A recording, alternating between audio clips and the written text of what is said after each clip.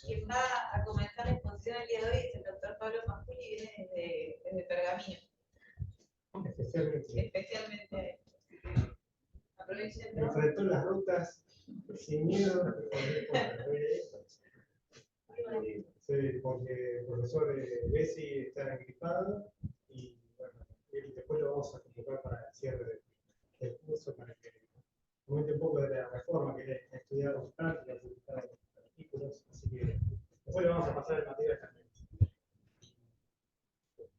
Disculpa por no poder asistir. Les hago una consulta. Todas las clases que estamos teniendo, ¿cómo van a hacer el material? El material lo van a enviar por correo electrónico. Una vez que termine el curso. Sí, por ahí va a haber alguna entrega en esto. Por ahí voy a ver si esta semana ya después ir enviando el material o una parte del material y después al final, pero así lo pueden ir viendo. ¿Y lo va a mandar por mail? Sí, lo van a enviar por correo electrónico desde el colegio. Ustedes fueron todos el correo electrónico anotado cada vez que pasó la asistencia, ¿no? Cuando se escribieron. Sí, cuando te escribiste, eso te llega la confirmación al mail, después cada uno firma y pone la cruz en el apellido. ¿Y no está el correo al lado como para verificar si está bien? Bueno, igual le llega el mail para. Igual todavía lo enviaron, todavía no. La primera clase, cuando vino Teruel, no nos dieron las páginas esas que hay que bajar. También me llegó ninguna. Ah, que iban a enviar también. Sí, no me enviaron. Bueno, anotamos la queja. No, le digo, sí, está perfecto. si no me tengo que entrar en la página de Comisión académica. No, está perfecto. Pidiéndole para que se las envíe. Ya tomó nota. Después íbamos a enviar también de Yanina Olivares el Power con el libro.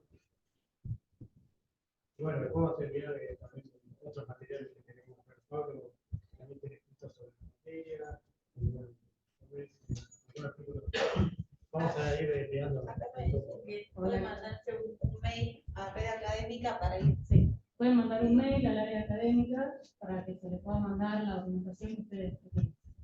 Claro, solicitan la información. Ustedes lo solicitan, nosotros tenemos la autorización y la tenemos en material. Ah, perfecto. Bueno, no sé cómo hacer para que se ¿Es un Power? no, pues es online.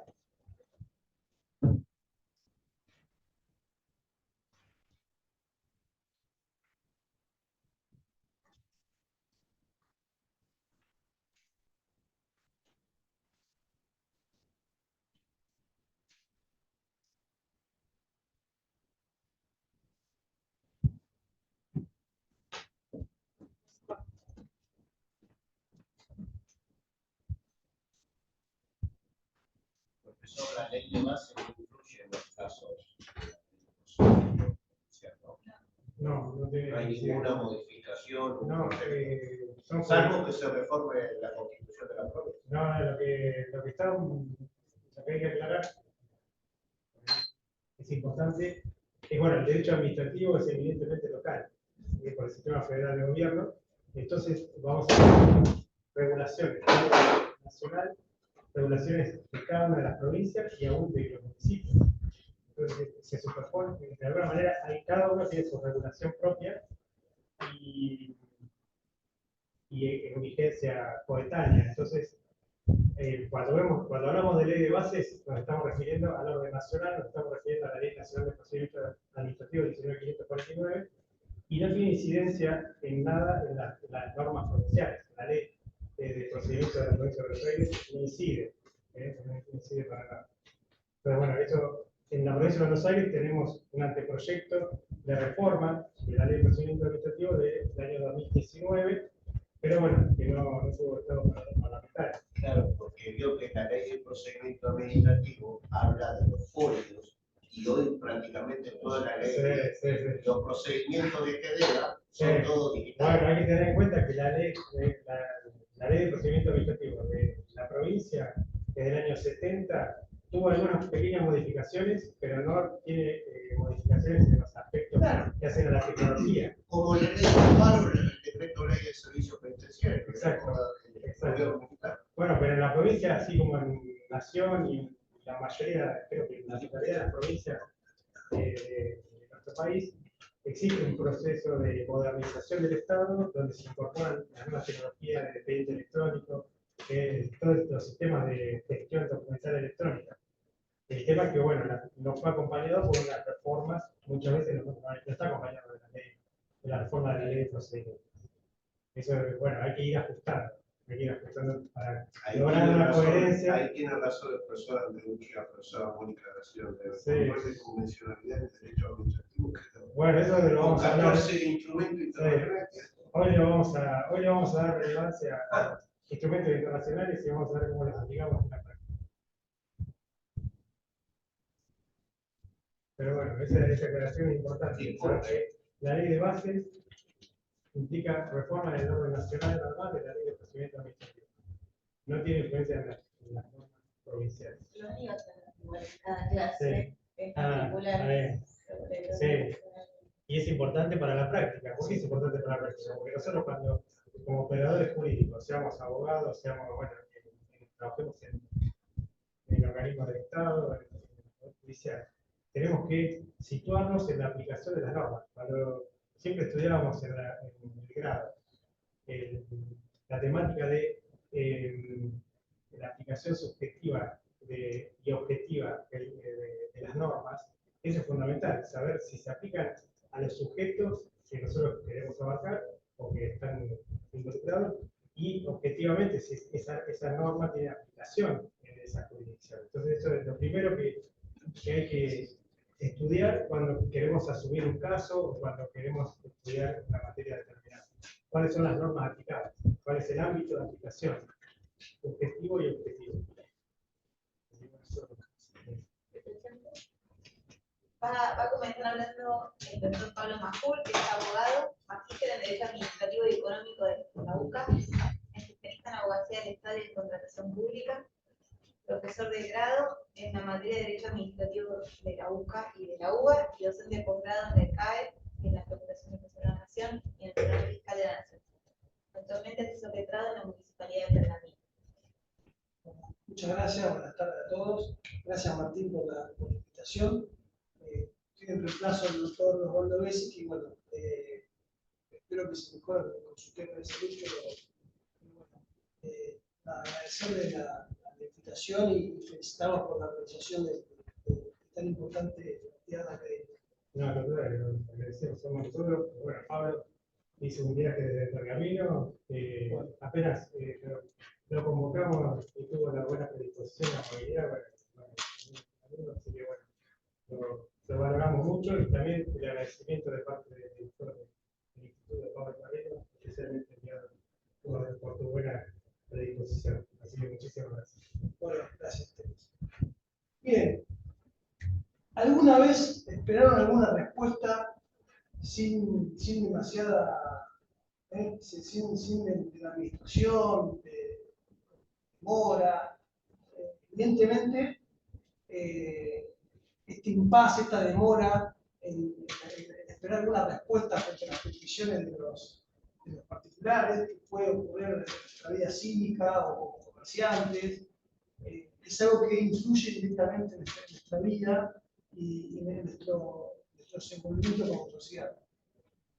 Acá entra a jugar un poco la cuestión del factor tiempo, ¿no? El factor tiempo, cómo está vinculado con los derechos de los particulares y cómo está vinculado con la organización del Estado.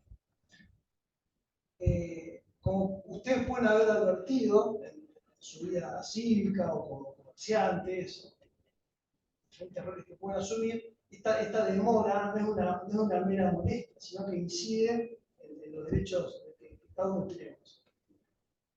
Con lo cual, una forma interesante de analizar esta cuestión, que tiene que ver, como ya lo pueden ir insinuando, con el silencio administrativo, la inacción formal de la administración y su directa vinculación con el factor tiempo, ¿cómo lo podemos vincular con el tema de la organización del Estado y la administración de la administración?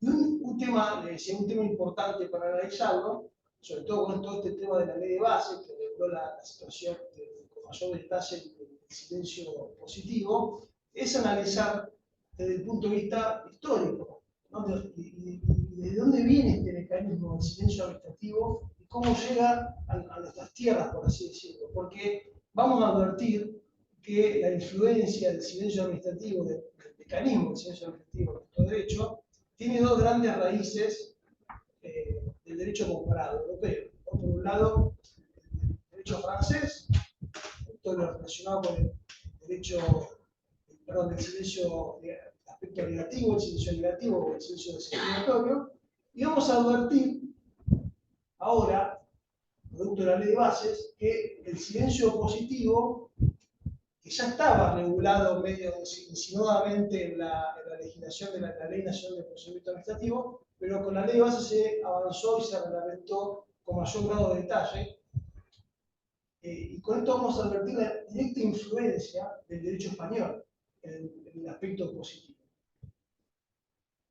No conozco con precisión si los redactores del proyecto han utilizado o no el derecho español para regular el aspecto positivo, pero cuando uno lee la regulación que se ha dado en España, intuyo o presumo, muy fácil deduzco que la regulación que se da al silencio positivo en Argentina proviene del derecho español. Bien. Antes les propongo lo siguiente: analizar mínimamente la evolución histórica, tomando algunos países. Vamos a hacer un repaso desde el punto de vista teórico, si se quiere, pero es importante para entender, aparte es un enfoque que casi no se está publicando, no se está haciendo en la bibliografía o en la doctrina sobre el tema del silencio. Es importante entenderlo, porque tiene que ver también con la concepción del Estado de Derecho, y la buena administración, cómo se organiza el Estado. Y aparte, profesor, hablando macro, que está diciendo con respecto al silencio, la falta de imputación por parte del funcionario político, cuerpo adentro o carrera administrativa, que relata, el administrativo digitalmente se aplica en la 19.549, el artículo creo que se imputa, creo que es el 29, y en provincias el 88, porque si hay varios despachos, tiene una sanción penal. Exacto, bueno, eso lo sacan del derecho español, y ahora lo vamos a ver. Y de la ley base del derecho español que decía mayor, el derecho constitucional, antes de la América. No, de hecho, el de España vamos a ver que regula el silencio mucho después que nosotros, y ahora lo vamos a ver. ¿Cómo es tu nombre? Matías. Matías, me hiciste acordar a un comentario que hace la doctrina argentina, entre ellos Magnal, el otro alcance también Aguilar Valdés, de que frente al silencio, el factor tiempo, la cuestión está en silencio, veía cómo la administración adopta una postura oportunista, ¿no? Especulando con que no sé si acá hay algún abogado del Estado, pero especulando con que el administrado en particular tiene que recorrer un sinuoso camino para postular su derecho frente a la justicia. Sí, ¿me entendés? Pues somos de la misma generación de democracia, pero hay algunos funcionarios que con el tema digital dejé de debate, bueno, total, que el administrado no, porque el régimen exorbitante es según del lado que lo veas. Total, no, régimen, ¿para quién? Exorbitante para. Ellos tienen una concepción muy cerrada de la administración. Sí, de hecho, fíjate que la regulación del último decreto de la ley de bases, que regula el aspecto positivo, únicamente lo van a tener en consideración en trámites digitalizados. Únicamente a través del trámite. Estamos hablando siempre de la ley nacional. Como bien explicaba Martín hoy al principio, esto no existe. Es laguna del derecho, si se quiere, en nuestro derecho local provincial. Laguna del derecho en cuanto al aspecto positivo, porque el aspecto negativo sí está regulado. El aspecto positivo del silencio no está regulado, por lo cual, y acá ya me desordeno en la conversación, pero me presto al intercambio. Habría que analizar si es posible la analogía del silencio positivo en nuestra provincia. Porque la analogía aparece frente a la laguna del derecho, aparece frente a la ausencia de norma. La analogía no es un modo de interpretar la ley, sino que es un modo de integrar el ordenamiento jurídico de forma razonable. Bueno, con un colega nos cansamos de hacer 34 pronto despachos en el IPS y yo tuve que hacer 32 pronto despachos en el servicio penitenciario. Todo porque total digital, no es así. No, bueno, la anomia, la meditación tampoco se va a solucionar con mecanismos legales. Más allá de amparos por mor y denuncia y legitimidad que ponen a gente que no está. La institucionalidad de los órganos del gobierno tiene una relevancia tan grande que los últimos premios Nobel de Economía le dieron ese premio justamente por haber identificado y por haber hecho énfasis en la institucionalidad, justamente la importancia de las instituciones para el desarrollo económico. Y las instituciones para estos economistas, que eran Simon y Johnson, decían que tienen que ir con los valores de la sociedad, no con las leyes. Pero bueno, no me quedo de tema. Gracias, Matías, igual por el autocorte. Hago un breve repaso. En Alemania, esto no es que soy daltónico, sino que es la bandera del Imperio Alemán, luego de la guerra franco-prusiana, cuando derrotaron a Napoleón III, en Alemania había que pasar del Estado prusiano al Reich de Alemania. En Alemania, el Reichstag, que era el Estado de Derecho, que era todo lo atinente a la protección de los derechos de los particulares frente a los abusos del poder público. Todo esto venía con juristas como Pütter, con el poder de policía, los excesos del poder, demás. El Reichstag es eso, el Estado de Derecho frente a los abusos de la administración. Pero la cuestión de la agilidad del factor tiempo en la administración no tenía mucho que ver con los derechos de los particulares. No tenía que ver, como lo podemos analizar hoy, con las respuestas a los particulares, a los administrados, ¿no? Porque había un derecho en el fondo de peticionar ante las autoridades como que es la contracara del silencio, ¿no? De hecho, la administración tiene la obligación de responder, aún no existiendo una ley de procedimientos administrativos, porque la Constitución habla del derecho de peticionar ante las autoridades. La administración no solamente tiene que responder, sino que tiene que responder en términos. Ahora, el silencio no comenzó con este perfil. El factor tiempo no comenzó con este perfil, sino que comenzó en esta época, la segunda mitad del siglo XIX, comienza a analizarse justamente con lo que explicaba hoy Matías, con la burocracia.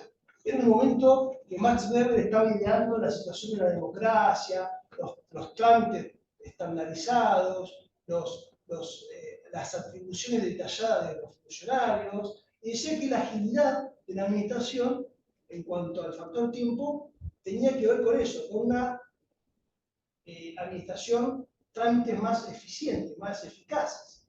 El factor tiempo estaba abordado desde ese punto de vista, no con los derechos de los particulares.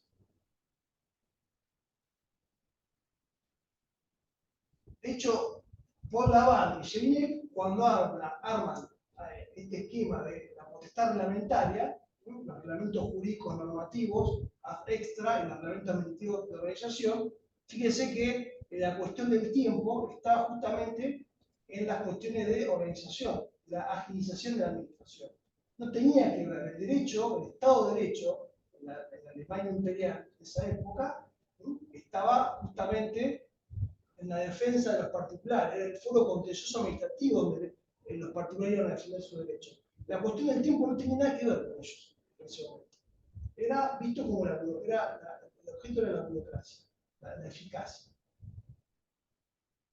De hecho, cuando acá se va conformando la Constitución Europea, no por nada las constituciones tienen una parte dogmática y una parte orgánica. Justamente gracias un poco a esta división que había hecho Lavand y Jelinek de cuestiones internas y externas. Esto cuando en Francia pasa algo similar. Recordemos que en Francia el Estado de Derecho cuando comienza a regir de alguna manera, luego la Revolución. Luego de la Revolución Francesa, el Estado de Derecho era el sometimiento del Estado a la ley. Tampoco tenía mucho que ver el factor tiempo en Francia en la cuestión de los derechos de los individuales. Sino que Francia, al igual que Alemania, cuando pasa el Estado prusiano al Reich, en Francia venían del antiguo régimen. Es decir, tenían que consolidar el Estado francés, había que robustecer la facultad de la administración y prevalecer la del cuerpo legislativo. Entonces, de vuelta, en Francia también hacen foco en la eficiencia de la administración y en robustecer el gobierno. Con la particularidad que en Francia no hubo un poder judicial, sino que como se desconfía tanto en los jueces, el control objetivo de legalidad de la administración era hecha por la propia administración, por los ministros jueces. Después se habla de jurisdicción retenida, porque la propia administración, los propios ministros, juzgaban la legalidad de sus actos. Por eso se habla en Francia del proceso al acto, porque era el recurso que tenían los administrados en esa época para defender sus derechos frente al ministro. Después, el ministro resolvía de acuerdo al Consejo de Estado, hasta que el Consejo de Estado después va a adquirir jurisdicción plena en 1872, pero hasta ese entonces era la justicia retenida del ministro. De vuelta, acá el silencio o el tiempo no tenía nada que ver, no tenía incidencia en esta cuestión. Era el contexto en el que estaba en Francia. Ahora fíjense lo particular de esto. En Francia, el derecho administrativo, como conocemos los servicios públicos, la cuestión del dominio público, el derecho administrativo sustancial fue una construcción pretoriana de los arrets del Consejo de Estado. Sin embargo, fíjense, el silencio administrativo proviene de dos actos normativos. No es una construcción pretoriana, sino que proviene de dos actos normativos. Primero fue el decreto imperial, lo menciono, tampoco vamos a estar haciendo mucha historia. El decreto imperial de Napoleón III, donde había previsto un recurso frente a que el ministro se resolvía por la demora de sus subordinados, algo que fue dicho por la doctrina, un acto hasta de demagogia, porque había tanto exceso de poder y tantos abusos que fue como darle algo al administrado, como diciendo, bueno, cuando no te responda el subordinado ministro, va a poder invocar el silencio y el ministro lo va a resolver. Después el ministro no va a resolver nada, pero estaba previsto. En 1900, ya con la Tercera República, se dicta esta ley, una ley muy importante, que es la ley 7 de julio de 1900, donde esta cuestión del silencio se generaliza. Y acá si nos situamos 2 segundos en la historia, ¿qué pasó? Perdón. 7 de julio de 1900. 2 meses después, en septiembre de 1900, en Argentina se sanciona la ley de 1952, la ley de administración la ley de orden nacional, que era lo que preveía, reglamentaba que los jueces de sección, los jueces federales, iban a entender en los asuntos civiles contra la demanda del Estado previo reclamo. Y el artículo 2 de la ley de 1952 estaba previsto el silencio. Estaba previsto el silencio, la denegación tácita. En nuestra Constitución de la Provincia de Buenos Aires, del siglo XIX, también estaba prevista la reclamación previa y la denegación tácita. 5 años después de esta ley, sale la famosa ley del Código Varela, que habla de la retardación en el artículo 7. Entonces, fíjense que nosotros estamos bastante en la moda con la cuestión del silencio administrativo. Estamos con la idea, por eso yo digo que el silencio administrativo, la cuestión, el aspecto negativo, tiene una raíz francesa en Argentina, como muchos otros derechos, otros institutos de derecho. Acá la frase de Maurice Liu, que decía que, bueno, justamente el silencio administrativo sirvió en Francia antes del juicio al acto. El silencio administrativo permitió extender los contenciosos administrativos, como que cortó el cuello de botella de los reclamos y permitió que el Consejo de Estado, ya a esa altura, pueda revisar los actos, pueda accederse por vía del silencio. Esto lo paso por alto por el tiempo. Vamos a dejar España ahora. España es nuestro, como le decía hoy, es nuestro antecedente del derecho del silencio positivo. Según mi opinión, que no es sostenida por otras personas por ahora, por lo que yo sepa, pero ahora vamos a ver. Fíjense que en España el silencio se da a nivel municipal. El silencio, la cuestión del tiempo en España no se da. Si bien hay algunos antecedentes del siglo XIX, por algún real decreto o cuestiones sectoriales, en el Estatuto Municipal, el artículo 268, se prevé la cuestión del silencio en España. Y allá le dicen desestimatorio, y para hablar de positivo le hablan de estimatorio. Luego de eso, en España se fue legislando el procedimiento del silencio en diferentes leyes, el procedimiento administrativo, y en la ley de 1950 hubo una transición que por cuestiones de tiempo, porque tampoco he atinado a hablar, hubo una transición de leyes donde se fue regulando la cuestión del silencio. En la ley de procedimiento administrativo de 1958 en España se regula, no por primera vez, porque ya estaba regulado en un reglamento de trabajo, la cuestión del silencio positivo, sino que en términos generales se regula la cuestión del silencio positivo en España con esta ley de procedimiento del año 1958.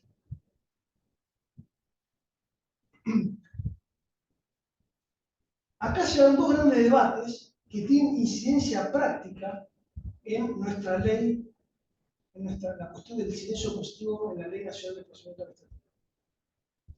En España se debatieron, cuando se implementa el silencio positivo, hubo dos grandes debates, la doctrina y la jurisprudencia, una más importante que otra. Una fue la cuestión del cómputo de los plazos, es decir, cómo se computaban los plazos de que yo hacía el reclamo hasta que se configuraba el silencio, cuando la administración, por ejemplo, podía pedir un requisito adicional. No requiere demasiado análisis de importancia este aspecto.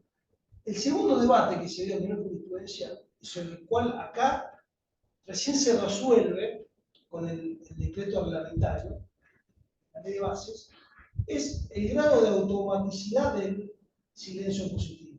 Es decir, el silencio negativo y el silencio positivo tienen dos estructuras bien diferentes. El silencio negativo es un no acto, es una inacción, ni siquiera es una manifestación de voluntad. Algunos hablan de ficción, otros hablan de presunción. Lo cierto es que es un efecto que la ley le otorga a determinada conducta o comportamiento de la administración para que el administrado destrabe la instancia judicial, de alguna manera. Ahora, el silencio con sentido positivo tiene estructura, un esquema totalmente distinto. Configurar el silencio positivo se configura un verdadero acto administrativo. Con lo cual, el silencio, al configurar el acto administrativo, se va a presumir legítimo el acto, va a ser ejecutorio y en algunos casos va a lograr la estabilidad administrativa de los derechos y obligaciones que reconoce. Con el consiguiente inconveniente de que, recordemos la Ley Nacional de Procedimiento Administrativo, que cuando uno adquiere derechos en sede administrativa y lo ejecuta, la administración no puede revocarlo, aún siendo ilegal, salvo que acredite que conocía el dolo, conocía el error. Entonces, ¿qué ocurre acá con el silencio positivo? O sea, si yo tramito la licencia de conducir o hago un trámite de portación de arma de fuego y no cumplo los requisitos, e igualmente se cumple el silencio positivo, perfecciono un derecho. Y perfecciono un derecho sin cumplir un requisito sustancial. Con lo cual el silencio positivo es un incentivo para avalar ilegalidades. Esto se debatió en España, hasta el punto que el Superior Tribunal Español, estuvo dividido en algún que otro caso, porque la contracara era la seguridad jurídica, era la confianza legítima. Si yo confío que la administración, yo voy y hago la petición, tengo la expectativa de que la administración me va a responder. Profesor, disculpe, todos los que trabajamos en la administración y somos casi constitucionalistas y somos la gran mayoría, estamos en contra del sistema que tenemos, porque no solo no es que tenga una bandera a favor y otra en contra, sino que paraliza el sistema de la ley de procedimiento administrativo y encima, por ejemplo, más allá de que los plazos deben cumplirse, estamos hoy en una encrucijada. Tenemos la Constitución provincial de hace 31 años, tenemos de 30 años, tenemos tenemos un montón, tenemos la reforma del Código Civil, tenemos 42 años de retorno a la democracia, pero te digo la verdad, no se cumple. ¿Y por qué hacen el sistema digital que deba? Para que el funcionario político te firme el acto administrativo de denunciarte y vos estés esperando en medio de una pandemia a tener un ascenso, a que tu madre, tu padre tenga una jubilación y ellos, en total, los organismos de control, como dirían profesores excelentes de la facultad, no funcionan, porque si funcionarían, no tendría que ir el ciudadano, el administrado, el de baja categoría o el bajo ascenso, no podría, pero claro, como ellos viven en un estatus social aparte, donde el sistema digital y los jueces administrativos viven en la misma casta, no hay control, ¿me entiendes? Entonces, ¿por qué no se castiga a esos funcionarios, ¿me entiendes? Y los plazos, ¿no? Porque si no, sería siempre a favor de los reyes. La ley prevé la responsabilidad. La ley de Maquiavel. La ley prevé la responsabilidad de los funcionarios de la Federación. Está previsto, y bueno, eso también lo tomamos de España. De hecho, hay que publicar los efectos del silencio en el sistema de trámites electrónicos. Hay que publicar los efectos que tiene el silencio. Una especie de como cuando uno notifica, tiene que notificar y comunicar los recursos que tiene disponibles el administrador. Pero esto también está previsto. Fíjense que lo que explicaba hoy Martín un poco, al principio lo comentaba, un poco vos mencionabas, Matías, que esto del silencio positivo, autores españoles como Santa María Pastor, Paredes, decía que era peligroso justamente porque implicaba avalar que un acto se produzca sin ser controlado. Fíjense los ejemplos que les puse hoy. Si yo pido un subsidio por, no sé, por excombatiente de Malvinas y no estuve dentro del teatro de operaciones y me otorgan el subsidio igual, por el silencio positivo, entonces estaría avalando una ilegalidad y eso podría ser revocado por la administración. Depende, si yo estoy ejecutando el acto, la administración le va a quedar otra que declarar lesivo el acto y pedir la nulidad. En el orden nacional se está hablando, pedir la nulidad en sede judicial. Ahora, esto fue resuelto. Yo escribí sobre esto justo en el medio, cuando sale la ley, y todavía no se había reglamentado, y escribí, no digo que alguien me escuchó, ¿no? Pero lo advertí diciendo, fíjense, advertí que en España era un problema que ameritó que el Tribunal Superior Español tenga que hacer estos pronunciamientos. Bueno, en el artículo 65.4 de la actual 1752, de la ley, no recuerdo nunca, 1752 del 70. La ley, el reglamento de la ley de procedimiento administrativo. 52 del 70. Sí. Bueno, un error, no me acuerdo hacerlo. Bueno, en el artículo 65.4 establece que el silencio no puede configurarse cuando se incumplan los requisitos normativos o reglamentarios. O sea, 659. ¿Qué vamos a hacer? No saber el decreto. Bueno, en ese decreto se zanja esta cuestión. O sea, no se va a poder adquirir por silencio positivo peticiones que no cumplen los requisitos legales. Hay otro aspecto del silencio positivo que se configura, que yo digo que lo hemos tomado de España, que es esto de la certificación, porque no basta con que se configure el silencio positivo, sino que debe ser emitido por tengo 15 días para pedir que me otorguen un registro, una certificación de que el acto fue positivo. Con lo cual, es una especie de pronto despacho, porque en el medio de la administración podría decidir. O sea, no hago más que reimpulsarle o reinsistirle a la administración que tiene que decir algo sobre cuál la ley le otorgó el derecho positivo. O esa inscripción es al efecto de lograr la estabilidad jurídica del acto administrativo. Eso es algo que también quizás vamos a tener que esperar a alguna que otra jurisprudencia que se pronuncie sobre el tema, ¿no? Pero esto fue el problema que hubo en España con esto de la ley, el régimen de administración pública, con un cambio regulatorio grande, donde en un momento en España dijeron no existe más el silencio positivo y negativo. A partir de ahora, cuando en la administración no se pronuncie, se va a llamar acto presunto. Si es positivo o negativo, se va a dar la norma sectorial que dependa. La ley de suelo, de agua, etc. Acto presunto. Esto evidentemente trajo un montón de inconvenientes. Porque, fíjense lo que dice la ley de España, había que emitir un certificado. Algo muy similar a lo que prevé la ley del reglamento de la Ley Nacional de Procedimiento Administrativo. Eso trajo un montón de problemas en España que espero que hayamos aprendido de ese antecedente y no ocurra aquí, o por lo menos se pueda resolver.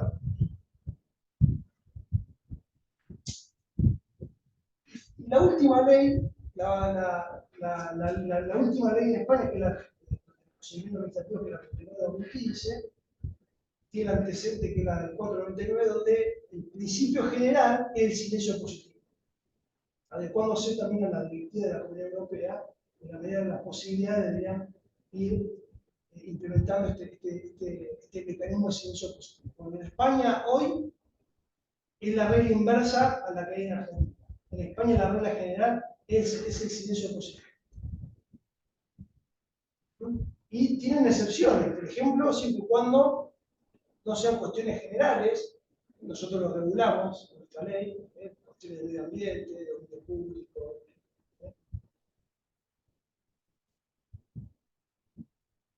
Y por otro lado, se adecua a las directivas de la Comisión de la Unión Europea. Nosotros en nuestro país, y ya para ir un poco cerrando, también teníamos nuestros antecedentes. Nosotros ya con la ley de organización de la implementación de la organización del Estado, el decreto 891 de 2017, el 891 de 2017, donde se regulan las buenas prácticas en materia de simplificación del procedimiento, donde ya se preveía en el artículo 10, se fijaba como una especie de política pública a seguir la posibilidad de implementar el silencio positivo en los trámites.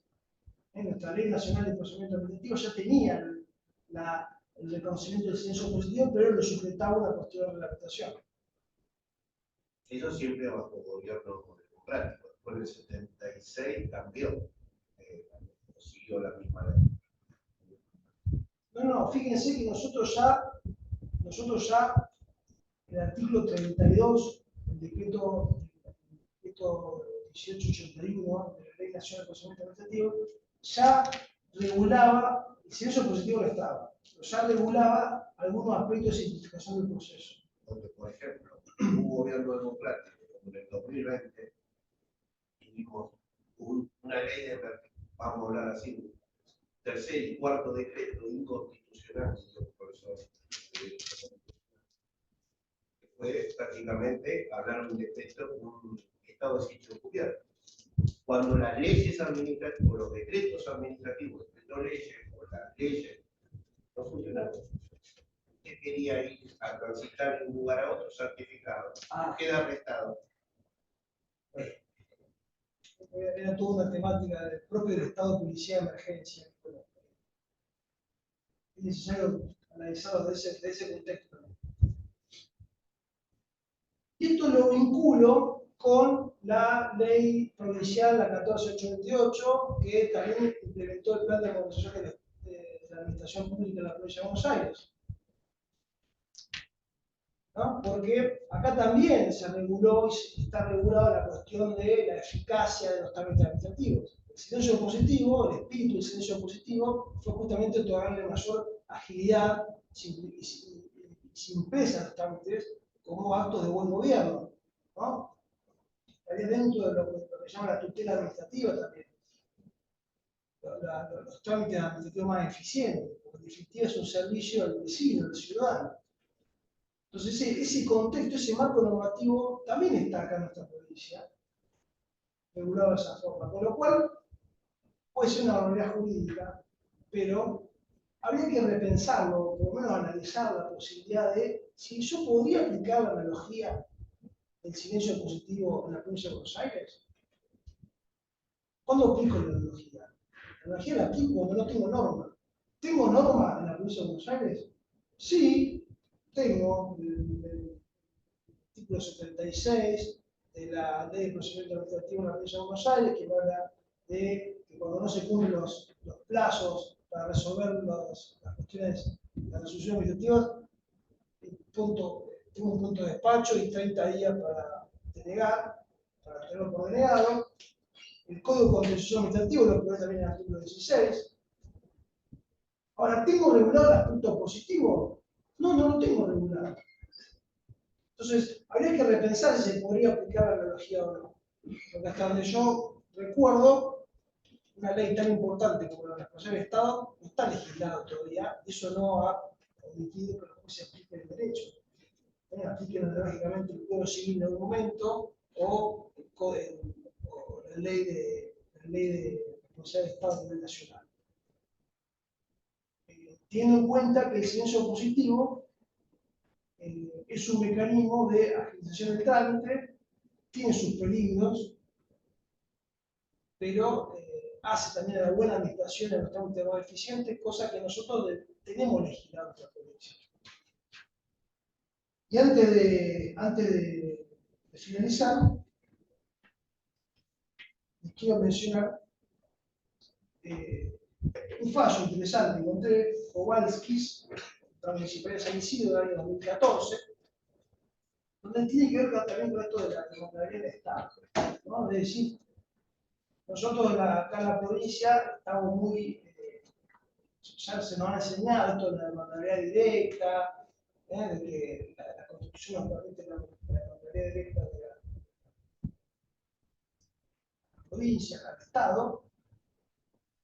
Ahora, fíjense, en este caso, en el caso Kowalskis, se trató de con la Municipalidad de San Isidro, se trató de este señor junto con otro socio que tenía que construir un emprendimiento inmobiliario.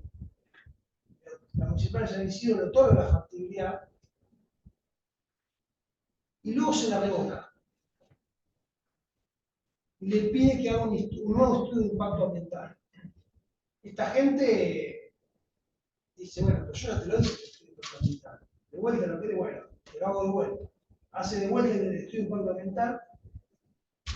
Y la Municipalidad de San Isidro nunca emite la declaración de impacto ambiental, que es el acto administrativo que dice que certifica que se cumple la normativa ambiental.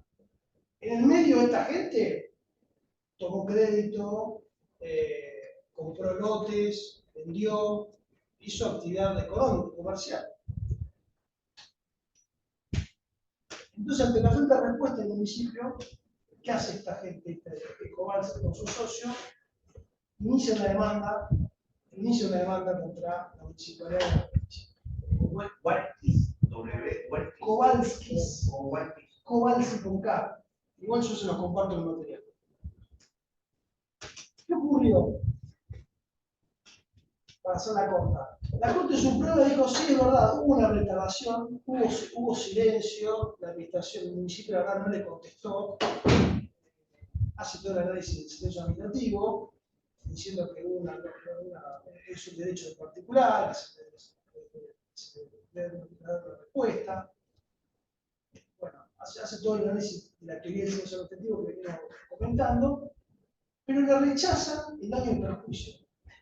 Porque dice, usted tuvo herramientas de procedimiento administrativo que no activó. Usted debería haber interpuesto la prueba por hora para venir a reclamar el daño y perjuicios. Es debatible, ¿no? Porque supuestamente si yo tengo de manera directa, también ponemos el requisito de que ya a esa altura yo puedo presumir ineficiente seguir reclamando la administración, una pérdida de tiempo, podría demandar tranquilamente. Sin embargo, la Corte le dijo no. Es verdad que hubo silencio, tiene razón, pero los daños y perjuicios no se los doy, porque usted tenía actividad administrativa que no realizó. Tenía otros elementos. Debería haber interpuesto, por ejemplo, una acción al autor por obra. Porque ahí la pretensión es accesoria al silencio, que sería no acto. ¿Tendría que ver con eso? ¿Cómo? La cosa pasada, el doctor López hablaba del agotamiento de la vida, con el silencio, y explicaba la regla de la legalidad directa, la restricción del conocimiento, dependía si era autónoma o no. Exacto. Bueno, acá esta gente metió la demanda de forma autónoma, como pretensión principal, invocando el silencio como el acto antijurídico o ilícito, si quiere. No lo planteó como una accesoria. Claro, digo, la argumento en este caso de la Corte no es que esa responsabilidad que está asumiendo reparar es o sea, depende de que no se dictó un acto administrativo. O sea, por eso que te dice que usted tenía otro mecanismo para que se dicte. Claro. Bueno, pero por eso la Kowalski directamente mete una demanda, una pretensión indemnizatoria. Nuevamente como accesoria. En todo caso, debería haber metido un amparo por mora o una demanda contencioso administrativo para pedir, por ejemplo, la declaración de interés de impacto ambiental y suspender la petición indemnizatoria. Y profesor denuncia ilegitimidad si es sin plazo. Se podría meter. La denuncia de ilegitimidad es cuando vos tenés un acto. Vos interponer el recurso de forma temporal y es recurrible, o por lo menos es revisable judicialmente. No sería el caso, porque acá hubo un no acto, la declaración de impacto ambiental no se discutió, no se pronunció. El criterio de la Corte sería que usted, si quiere demandar daño por el silencio, debe agotar la vida con el amparo por mora, una cosa así. Claro, dice, en realidad dice, no puede acreditar la incidencia del silencio o de la inacción de la administración con el daño. Y usted debería haber activado los mecanismos que tenía a disposición para poder vincularlo con una relación de causal con el daño. A ver, es discutible. Lo que pero... habló Grosso el otro día, perdón, es el presupuesto de admisibilidad de la pretensión.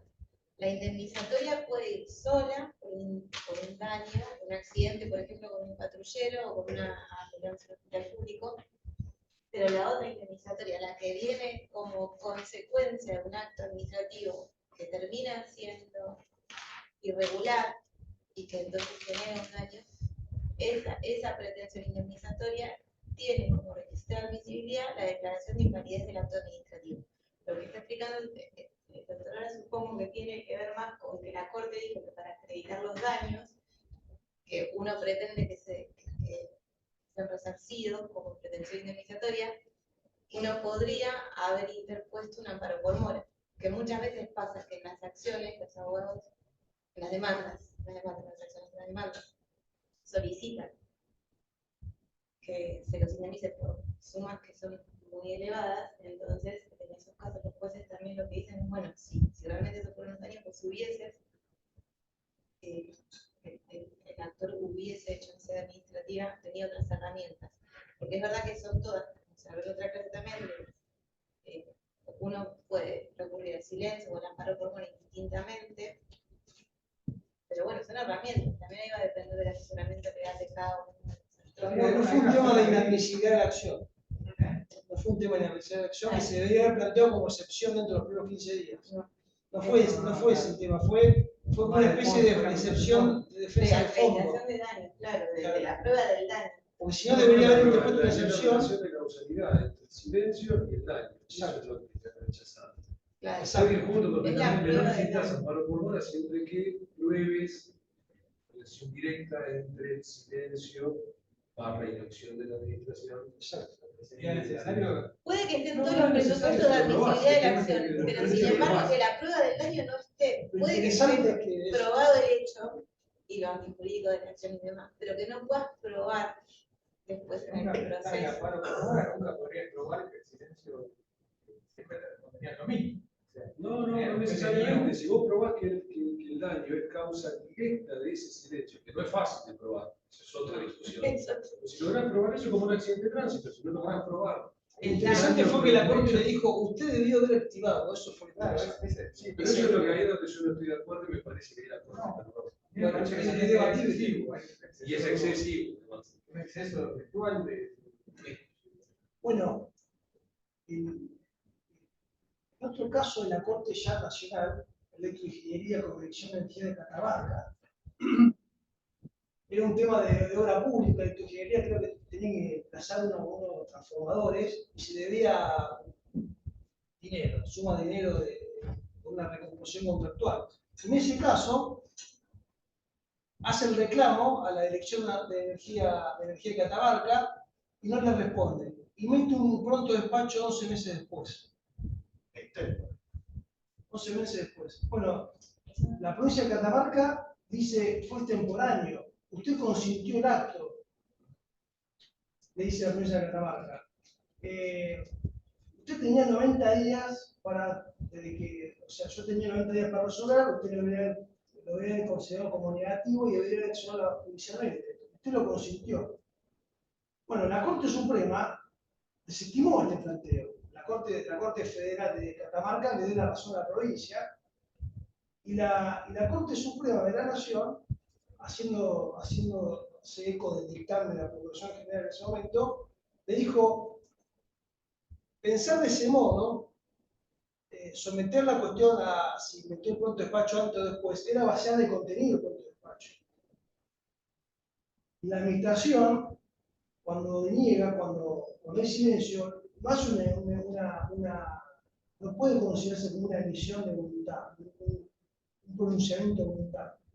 Es muy similar a lo que ocurrió con Biosystem, el famoso caso, con la plaza con cartelado y que el silencio no puede ser tenido en cuenta los efectos del cómputo para la caducidad de la acción, para el inicio de la acción.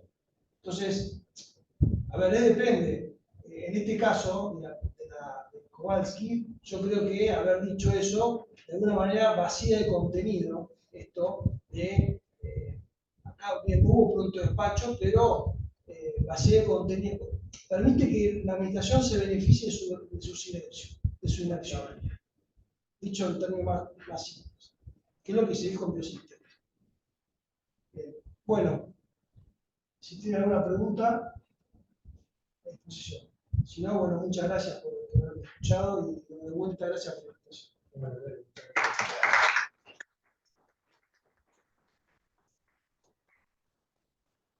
Bueno, Martín Espinosa Moya, el doctor Martín Espinosa Moya es uno de los organizadores de todo El esto. instituto El lo organiza. instituto, pero Parte de integrante de la organización. Sí. Bueno, y un gusto estar con ustedes, bueno, y que hayan asistido a pesar del día complejo, que con viento, temperaturas muy bajas, y bueno, que estén acá es muy gratificante. Así que bueno, les agradecemos y bueno, esperamos que siga siendo interés en el curso. Así que bueno, brevemente. es abogado y especialista en Derecho Civil por la Universidad Nacional de La Plata, posgraduado en Derecho Público por la Universidad de San Pablo, CAU de Madrid, España, profesor de grado en Derecho Administrativo por la Universidad Nacional de La Plata y el posgrado en las especializaciones en Derecho Administrativo de la misma universidad y de la Universidad Católica de La Plata.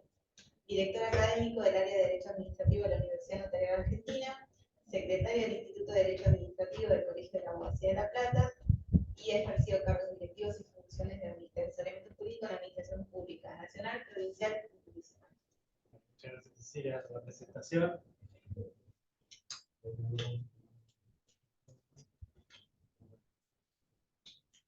Bueno, este tema de haber trabajado en las administraciones públicas nacional, provincial y municipal me han dado cuenta de que la problemática de los plazos, de los tiempos, es una problemática general, no es una problemática de alguna jurisdicción que veamos solamente en el orden nacional, en algunas provincias, en algún municipio, no, es un tema generalizado. La problemática igual del tiempo es una problemática que ha ocupado ya a filósofos, a pensadores de tiempos inmemoriales. Yo suelo citar una frase de Séneca, que él entendía que unos tiempos se nos arrebatan, otros se nos sustraen y otros se nos escapan. Sin embargo, dice, lo más reprensible es la pérdida que se produce por la negligencia. Y José Ingenieros, en nuestro medio, el pensador argentino, también entendía que perder el tiempo es dejar de vivir. O sea, la importancia del tiempo en la vida humana es fundamental. Y el derecho no se hace, no puede desentenderse de esta realidad, de la importancia del tiempo. Entonces, por eso, las normas jurídicas siempre intentan, de alguna manera, gestionar el tiempo, dar consecuencias jurídicas para cuando transcurre el mismo, y de alguna manera intenta que los plazos se cumplan, que existan en cada una de las temáticas del derecho, exista un orden. Y en el derecho administrativo en particular, el procedimiento administrativo, como sabemos, es una concatenación de diversos actos que nos dan de manera cronológicamente causal, nos llevan a la decisión de la administración. Y mientras tanto, mientras se transcurre este procedimiento administrativo, estos trámites, transcurre el tiempo, y transcurre inexorablemente, y transcurre de una manera que se escapa a lo que las normas establecen. Vamos a ver que tanto a nivel nacional como las provincias y los municipios, en las leyes de procedimiento establecen determinadas pautas temporales, plazos y principios, ciertos principios también de celeridad, impulsión de oficio, bueno, distintos institutos jurídicos que apuntan a que esta continuidad de los procedimientos se produzca de manera adecuada y de manera oportuna. Es importante la oportunidad de cada uno de estos pasos procedimentales, la oportunidad de las decisiones de la administración. Una decisión que llega tarde es una decisión que produce daño, que produce quizás la privación de un derecho. Y profesor, el principio del formalismo también. Sí, porque en el sistema digital, como en este caso no es bueno, usted está enojado con el sistema digital. Sí. Pero vamos a hacer. Voy a hacer un aviso en el diario en contra de que no. El problema no son los sistemas tampoco, porque bueno, en esta digamos, lucha por que los plazos se cumplan, por la continuidad de los procedimientos administrativos, lo que el derecho establece, las normas establecen, son distintos mecanismos. Hay mecanismos jurídicos y estos mecanismos que no son jurídicos, sino técnicos. Mecanismos jurídicos tenemos, entre otros, bueno, el establecimiento de determinados plazos para resolver, que están en todas las normas de procedimiento y vemos que ningún procedimiento se cumple. Después tenemos el pronto despacho, el instituto del silencio, negativo y positivo, al que se refirió Pablo. Después contamos también con el amparo por mora. Esto es en vía judicial también, es una orden judicial para que se resuelva determinado procedimiento o determinado trámite en el que se quedó estancado el procedimiento, porque todo esto es lo que trata de resolver, o lo que trata de morigerar, no sé si termina de resolver, sino morigerar, es lo que se denomina la inactividad formal de la administración. Inactividad formal de la administración. Entonces, son mecanismos jurídicos para tratar de contrarrestar esta realidad. Es una realidad palpable en cualquier jurisdicción. Y entonces, entre estos mecanismos también tenemos los mecanismos técnicos que aparecen hace poco tiempo, que son los mecanismos que acá el colega no está muy convencido de estos mecanismos, pero estos mecanismos pueden ser muy útiles, y de hecho son útiles, que son las tecnologías de la información y las comunicaciones. La automatización del acto administrativo o de determinados procedimientos. Bueno, el tema de la automatización también lo tenemos en el silencio positivo en el orden nacional, hoy, porque se inserta toda esta cuestión jurídica, se inserta con los mecanismos técnicos. ¿Y qué se busca con esto? Mayor celeridad. La automatización trata de contrarrestar también el tema de los plazos, de achicar los plazos. Y en la provincia de Buenos Aires también tenemos el sistema GEDEVA, que es de gestión documental electrónica, que en la última clase vamos a estudiarlo, así como sistemas de contrataciones electrónicas, bueno, todos sistemas que apuntan también a morigerar y contrarrestar la problemática de esta inercia de la administración, de los procedimientos administrativos. Ahora, todo mecanismo jurídico, mecanismo técnico que podamos implementar, será totalmente estéril si no hay una cultura de la importancia de estos principios, de lo que está detrás de cada expediente administrativo, que hay una persona, un derecho para resolver, una cuestión para resolver fundamental, que está vinculada generalmente con derechos relevantes constitucionales. Entonces, si perdemos de vista esa importancia, es lo que ocurre en la realidad. Tenemos sistemas de documentación electrónica que podrían, a través de un botón, nosotros sabemos que podemos trasladar un expediente electrónico de una repartición a otra, y por ahí pasan días, semanas, meses inactivo un expediente electrónico. Entonces, el problema no es GEDEVA, el problema es el ser humano, el problema es ese cambio cultural que necesitamos obtener. ¿Cómo logramos ese cambio cultural?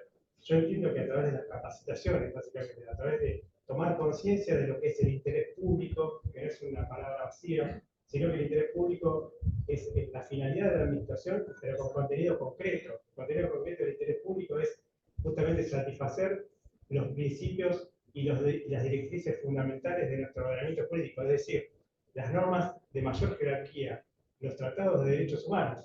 Entonces, la concreción de los derechos humanos entiendo que es el interés público. Y si lo entendemos de esa manera, cobra mayor relevancia, y entonces depende de las personas. Entonces, esto tenemos que lograr un cambio cultural, un cambio, entiendo, de a poco, entiendo a través de capacitaciones permanentes que son fundamentales en la administración pública para que cada agente y cada funcionario comprenda la función primordial que tiene. Es un servidor público, como dicen los españoles, servidor público. Estamos como funcionarios al servicio de la ciudadanía, no nos servimos de la ciudadanía. No el interés público no es el interés de un partido político, de un sector económico. El interés público es algo que nos trasciende a todos. Entonces, a eso hay que apuntar y tomar conciencia. El profesor Pedro Covielo, por ejemplo, estudia mucho este tema del interés público vinculado a la ética pública. Qué importante es la ética pública en el funcionario, qué importante es la lucha contra la corrupción. Bueno, esto también tiene que ver con un cambio cultural. Entonces, bueno, tomando la conciencia de que ahí está la problemática, podemos ir avanzando. Por más que implementemos todos los sistemas jurídicos de vanguardia del mundo, o tengamos la tecnología del mundo y la inteligencia artificial a nuestro servicio, de nada servirá si nosotros no logramos un cambio de mentalidad y tomamos en cuenta la importancia que tiene el interés público para la satisfacción, digamos, de los derechos de los ciudadanos, que es a lo que debe apuntar y es la razón de ser de toda la administración pública. Entonces, bueno, eso es como para que tomemos dimensión de la importancia de la temática que estamos desarrollando, que no es menor. Y bueno, y entre estos mecanismos jurídicos que se fueron desarrollando, también contamos con una garantía fundamental, una garantía constitucional y convencional, que es la garantía del plazo razonable, que ha tomado mayor renombre en los últimos tiempos a través de la incorporación concreta en la ley de bases. A través de la ley de bases, digo, en la ley de procedimiento administrativo nacional. Y esto, ahora vamos a ver la incidencia, y si era necesario esa incorporación, si es una garantía que surge de las convenciones internacionales, que sabemos que a través del artículo 75 y 122 de nuestra Constitución tienen aplicación operativa directa, ¿era necesario consagrarlo en la ley a través de la ley de bases en la ley de procedimiento administrativo? Algunos autores entienden que no, así como la ética pública, Pedro Covil entiende que no es necesario regularla. En este aspecto yo entiendo que no es una necesidad, pero es útil y visibiliza más a esta garantía de plazo razonable, que si bien tenía aplicación directa a través de las convenciones internacionales y a través también de la jurisprudencia, que ahora vamos a ver, de la Corte Suprema de Justicia Nacional, que le fue dando un cariz desde aplicarlo a la materia penal, en materia de exceso de los plazos judiciales, luego lo aplica al exceso de los plazos en el procedimiento administrativo y específicamente en materia sancionatoria. En dos casos que son muy resonantes, los ISER y Bonder de 2012 y 2013, en los cuales habían transcurrido más de 20 años en procedimientos administrativos relativos a sanciones aplicadas por el Banco Central de la República Argentina. Entonces, en estos dos casos, cobra importancia la aplicación de la garantía del plazo razonable, la garantía constitucional y convencional, a los procedimientos administrativos. Entonces, en esto comienza un efecto expansivo de esta garantía que hoy, con la consagración en la ley de procedimiento administrativo, entiendo que le da más cotidianeidad, más que la aplicación. Ya se podía plantear, y lo podemos plantear en el orden de la provincia de Buenos Aires, en cualquiera de las provincias de los municipios, podemos plantear la violación de la garantía de plazo razonable por exceso en los plazos procedimentales.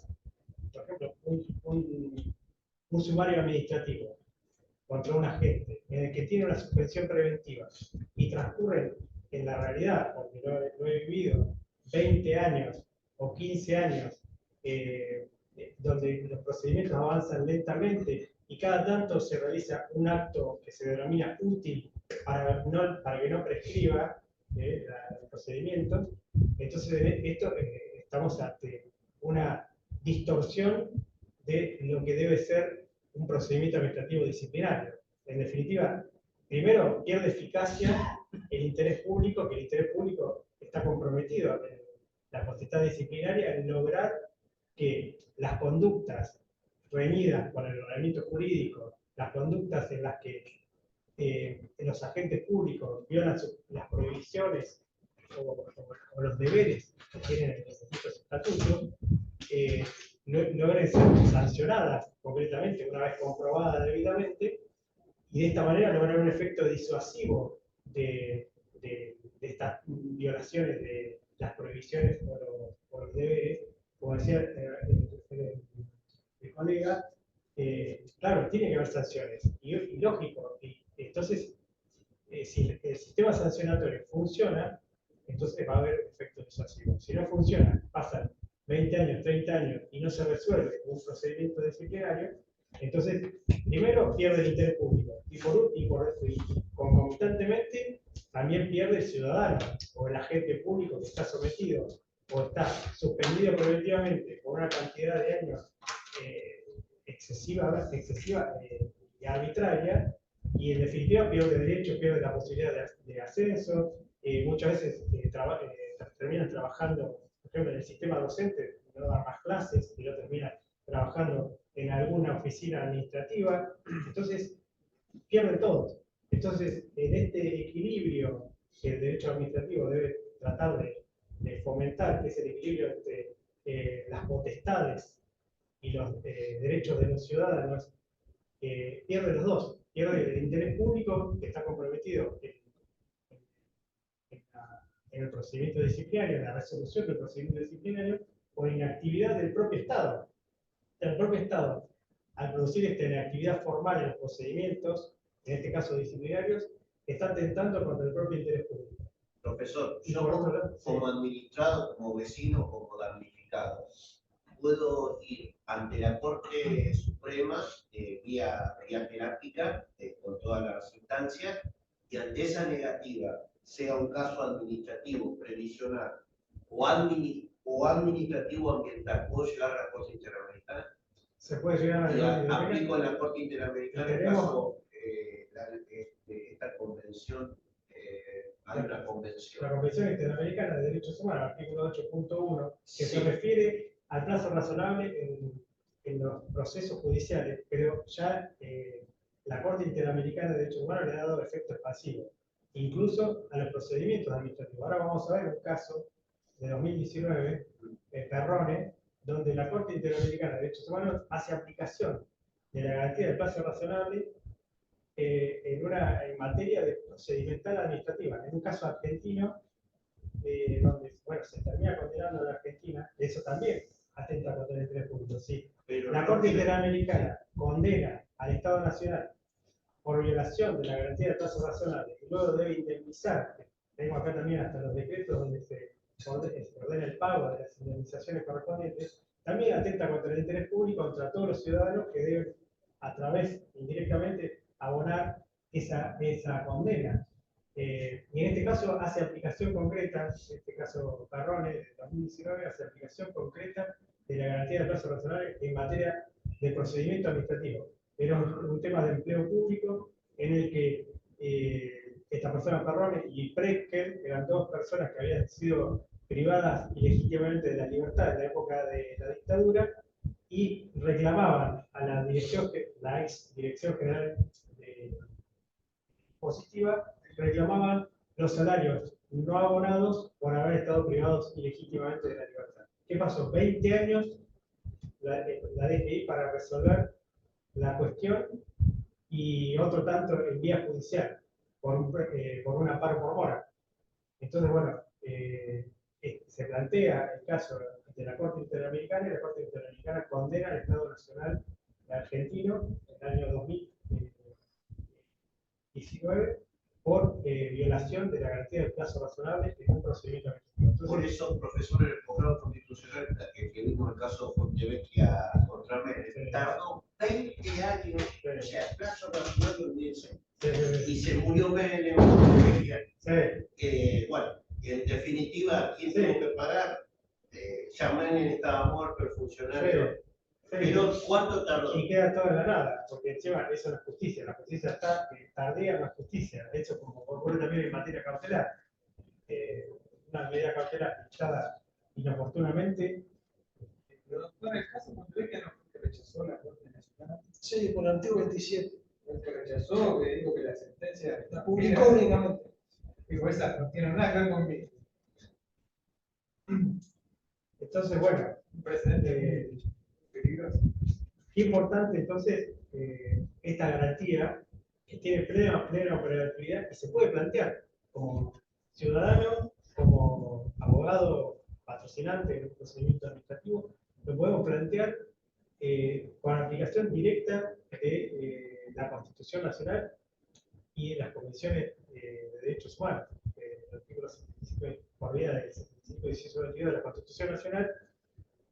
Y el tema es que si lo planteamos en un compromiso de hacer para un procedimiento disciplinario, quizás lo vean como extraño, como que no es de aplicación, como que no está en el estatuto, no está en la ley 10430, o en los municipios. Los municipios, cuando se ha planteado una cuestión constitucional o de la aplicación de un derecho que surge de las convenciones internacionales, es como algo extraño. Lo ven como que si no está en el estatuto del empleado municipal, no existe. Entonces no es de aplicación. Es como que en lugar de convenciones y convenciones de derechos humanos, constitución, luego leyes, reglamentos, bueno, la pirámide, ellos tienen el estatuto primero, luego viene todo lo demás. Igual que cuando uno quiere sacar la matrícula federal, hay normas del Código Civil anterior. Agrega normas que ya Por eso es importante la jerarquía normativa. Entonces, y la aplicación de las administraciones públicas de esa jerarquía normativa, que hace a lo que es el principio de legalidad o juridicidad, ese bloque de la legalidad o ese conjunto de normas que conforman el ordenamiento jurídico que son aplicables, esto de todas las jurisdicciones, porque la Constitución Nacional y las convenciones se aplican a todas las jurisdicciones. Esto no es un procedimiento administrativo local. Entonces, bueno, el planteo se puede hacer, pero ahora, con la ley de bases y la incorporación específicamente de la garantía de plazo razonable, es como una especie de colaboración en la aplicación de esta garantía, porque si esa garantía se veía tan por encima, tan abstracta, hoy la tenemos ya incluida en la ley, por lo menos nacional, de procedimiento administrativo, y es de aplicación concreta a toda categoría de procedimiento administrativo también. Eso es importante. La Corte Nacional fue avanzando en la aplicación de esta garantía, primero en materia penal y judicial, luego en materia de procedimientos administrativos, también en la etapa judicial luego de ese procedimiento administrativo, y no avanzó ese efecto expansivo todavía en la Corte Nacional. Pero con esta incorporación en la ley de base, no hay dudas de que se aplica a toda materia procedimental administrativa, no solamente a materia disciplinaria o sancionatoria. Entonces esto es fundamental para la aplicación cotidiana, para la invocación por el ciudadano.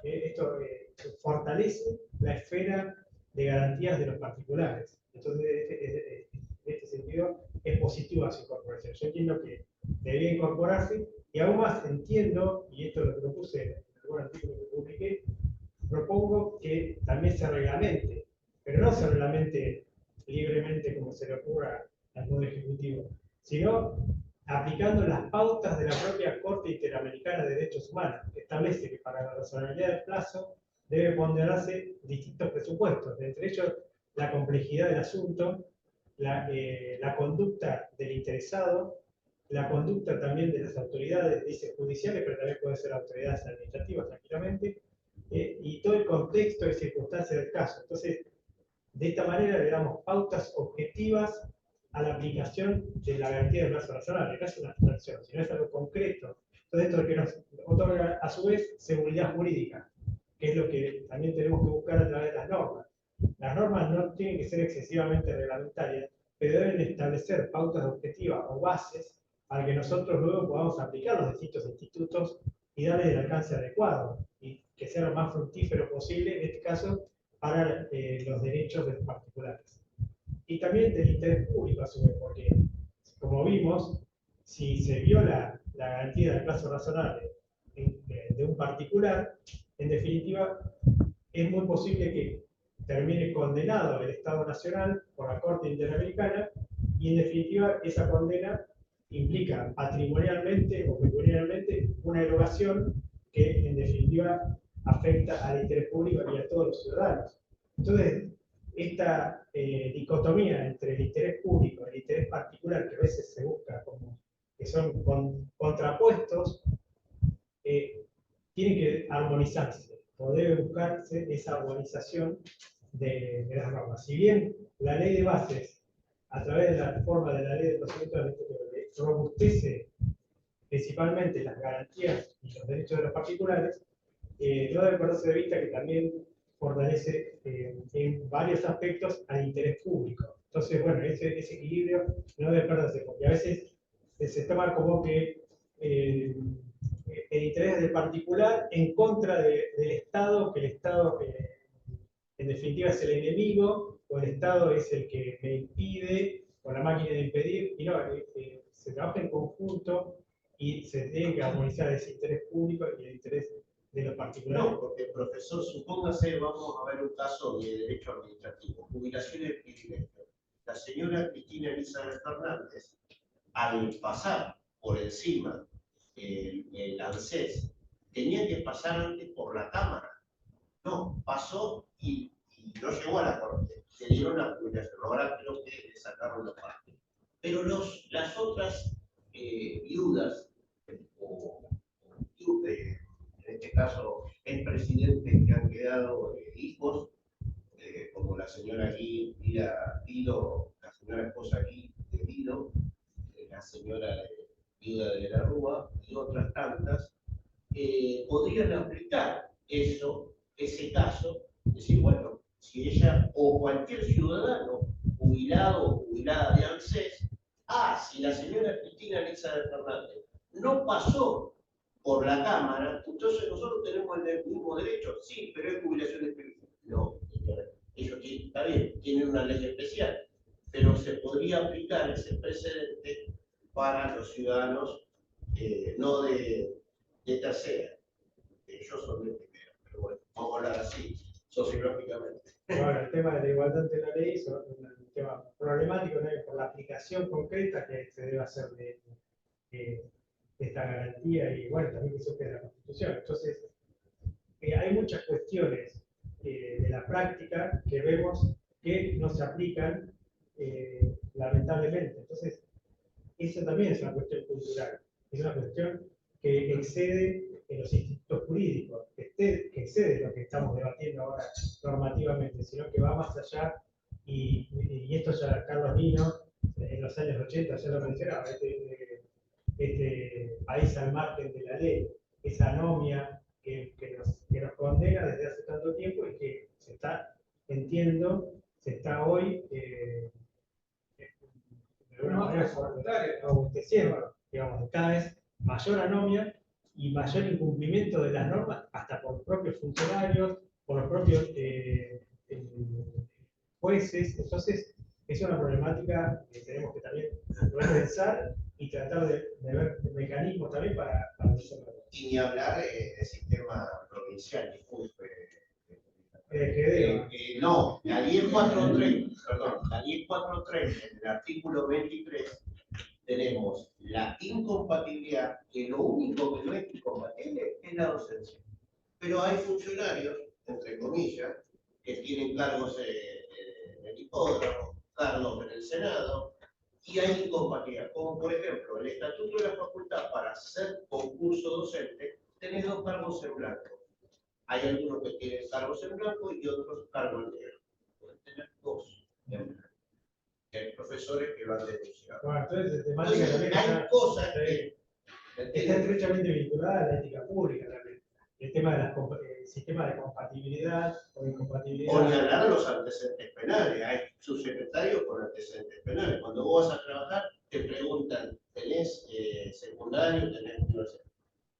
Hay subsecretarios. Bueno, tiene que haber coherencia y tiene que haber igualdad. Por eso que tiene razón el profesor Mayor. Hay que reforzar la ética pública. La ética privada también hay que reforzarla porque la ética pública no es más que una manifestación de la ética privada. Es decir, los funcionarios públicos no es que surgen de la nada y son corruptos de la nada, sino la propia sociedad nuestra es corrupta. Cada ciudadano, no todos, pero muchos ciudadanos son corruptos y después llegan a la función pública con ese vicio. Si lo vemos todos los días, cuando vamos a hacer las compras, vemos que las picardías argentinas, en definitiva, son hechos de corrupción no quieren poner constantes. el alcoholemia porque son jefes de la vida. Por eso, toda esa problemática hay que tratar de mantenerla. Bueno, y para finalizar, le voy a hacer mención a esta reforma de la ley de bases que incorpora el artículo 1 bis. En realidad, la ley de bases incorpora el artículo 1 bis a la ley de procedimiento administrativo 19.549, en la cual establece que son principios fundamentales del procedimiento administrativo la juridicidad, esto también es importante, la razonabilidad, la proporcionalidad, la buena fe, confianza legítima y la transparencia. Entonces, con esto se busca también robustecer toda esta y morigerar toda esta problemática que estamos mencionando. La tutela administrativa efectiva, la simplificación administrativa y la buena administración. Todo es un conjunto de principios jurídicos técnicos que buscan de alguna manera mejorar la situación de todas estas problemáticas que estamos mencionando en las administraciones públicas, en este caso en la Administración Pública Nacional. Y dice, en función de ello, los procedimientos requeridos en esta ley se ajustarán además de los siguientes principios y requisitos: tutela administrativa efectiva. Los administrados tienen derecho a la tutela administrativa efectiva, que comprende la posibilidad de derecho a ser oído, de derecho a ofrecer y producir pruebas, a una decisión fundada, también es importante la motivación, ¿no?, de los actos administrativos, plazos razonables. Y específicamente en esta materia establece que los procedimientos administrativos tramiten y concluyan en un plazo razonable por decisión escrita y expresa. La Administración está obligada a dictar resolución expresa y a notificarla de todos los procedimientos, cualquiera sea su forma de iniciación. Entonces esto hace a esta garantía que estamos estudiando con la consagración en el orden nacional, en la Ley de Procedimiento Administrativo Nacional y de aplicación práctica, concreta, cotidiana. Y a todos no hace distinciones. Donde la ley no distingue, no debemos distinguir nosotros, entonces se aplica a toda materia procedimental administrativa. Entonces, bueno, a empezar a aplicarla, los invito a eso y quedo a disposición por las dudas, consultas, también Pablo, para cuestiones que quieran debatir en este plazo que nos queda. Muchas gracias.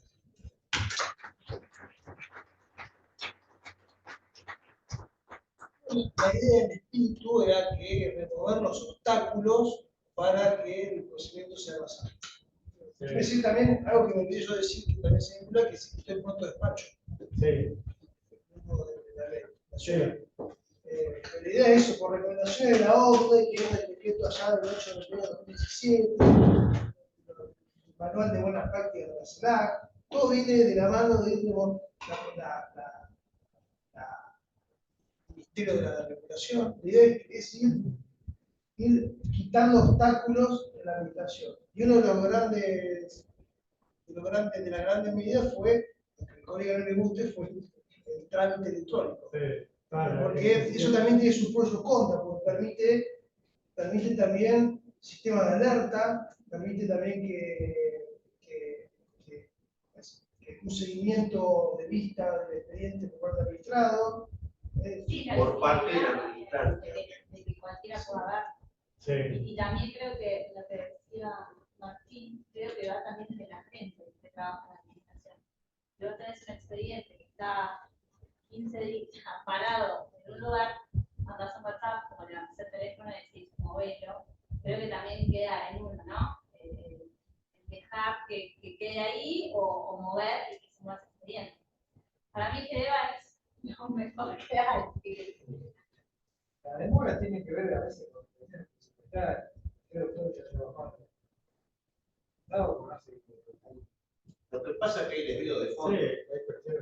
hay cuestiones que muchas veces se... No depende del color político. Muchas veces la inercia, bueno, tiene muchos motivos. La inercia administrativa puede tener razón.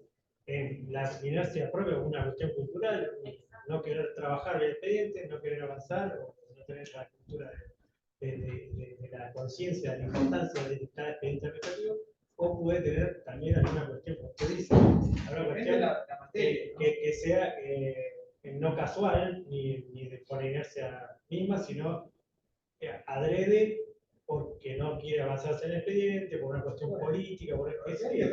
Hay distintas razones. Hay distintas El IPAC no está digitalizado, por ejemplo. Es todo papel, o sea que no hemos avanzado. Así No, por eso, es drástico lo que le digo. No, y además existen las herramientas y no se aplican. Por ejemplo, hay aplicaciones para, no sé, no quiero decir lugares específicos, pero reparaciones que tienen aplicaciones donde uno puede realizar los trámites. No, pero el funcionario Y está el trámite no avanza, que dice, está en espera de resolución, uno tiene que ir a la oficina personalmente y decir, mire, por medio de la aplicación yo solicito tal cosa. A ver, bueno, traiga tal cosa, traiga fotocopias, te piden fotocopias de esto, de esto, de otro. Listo, ya está. Pero Y eso son pasa 10 en minutos, idioma o en las obras sociales, 10 que dicen minutos, papel. Entonces, y vos tenés una aplicación que no sirve para nada, pero por eso es una cuestión cultural. El problema no es la aplicación y no es GEDEVA, son las personas. claro, Ahí está. dice, yo todo digital, no, mostrarme el papel. ¿Cómo está la falta de enlace de la base de datos de todo el gobierno? Sí, eso se llama interoperatividad, que es... ¿Cómo le vas a pedir al Volvemos ciudadano cosas que vos ya al libro de tenés? Fusito o de lo que decía Eso el también, colega de aunque la sí, disfuncionalidad. eso existe ya Ya en el está. orden nacional, Pues yo también. y la provincia, De hecho, los pero no municipios está ya- reglamentada en la provincia. Los municipios se han adherido a esa ley. También se han adherido a esa ley, que es algo que está en el orden nacional cuando se reforma el artículo, se reglamenta el artículo 32 de la ley nacional, el decreto 1800 1981, ya se preveía que los documentos que están de un administrado en la base de datos no deberían pedirse de vuelta. No, si está en poder de la administración, ¿por qué le va a pedir al ciudadano? Voy a hacer 107. una crítica constructiva en el libro de Thomas Hutchinson, creo que es el artículo 361 o 351. Cuando nosotros pasamos del 2018 al 2020 de lo papel a lo digital. ¿Qué pasa? Que entre ese ida y vuelta, hubo papeles que o se destruyeron o no se escanearon. ¿Quién tiene la culpa? ¿El administrado o la administración? La administración. Si la administración es el garante de todos los recursos humanos, y el pobre administrado, soy administrado, esperando una pobre jubilada, la pensión, la jubilación, el administrado esperando el ascenso, no el funcionario está en el crucero, está con Isaurral. Crucero y gente digital. Pero bueno, No, pero en 361, ahí dice, o en 351, que dice el Código de Procedimiento Administrativo que será responsable el funcionario que haya roto en papel, porque no tenía vísperas o memorizaba ser digital, el Código de Procedimiento Administrativo. Lo decía el libro de Hutchinson. Sí, bueno. O el desglose. Me parece muy oportuno su homenaje al profesor Tomás Hutchinson, que ha fallecido recientemente, y seguramente le vamos a hacer su homenaje también. No, pero gran profesor como Andreucci Montasi y la profesora Mónica Graciela Andreu y María Julia Ruchero. Bueno, le damos gracias al profesor y la Universidad Nacional de La Plata. Bueno, ¿alguna otra cuestión pueden plantear? Debatimos. Si quedó alguna duda de la aplicación concreta de estos institutos. Pero bueno, eso también lo vamos a ver, como decía Pablo, a través de. Hay que esperar que estas normas, que son tan recientes, empiecen a entrar en funcionamiento y ahí vamos a ver las problemáticas que van a surgir. Algunas problemáticas que también tendrán que estar previstas porque son en base a experiencias de otros países, como de España, por ejemplo, que están sacando a nosotros, ya nos dan las pautas de que algunos problemas van a surgir y lamentablemente no se previeron. Y así pasa en general con muchísimas normas que se van implementando o soluciones jurídicas que se traen muchas veces sin ponderar las experiencias de otros países. Pero eso vuelvo a destacar, profesor, disculpe, la sanción al administrante, al funcionario político, en algunas legislaciones o ordenamientos, le aplican multa a ese funcionario que lo pusieron vía política, no por concursos. Bueno, y planteó el expediente. Sí, por eso el sistema sancionatorio, el sistema de responsabilidades jurídico tiene que funcionar. El sistema de responsabilidad, en este caso disciplinaria, el sistema de responsabilidad penal, el sistema de responsabilidad patrimonial, bueno, todos los sistemas de responsabilidad están creados justamente. Por eso es importante que existan esos sistemas para poder hacer la aplicación. Y después vamos a tener una clase especial del sistema de gestión documental electrónica de la provincia de Buenos Aires. Espero que así. Sí. Que por favor hable de IPS y esa Una clase crítica. Como hacía la profesora Mónica Graciela Andreu. Exacto. Bueno, muchas gracias a todos por la presencia. Nos esperamos la próxima.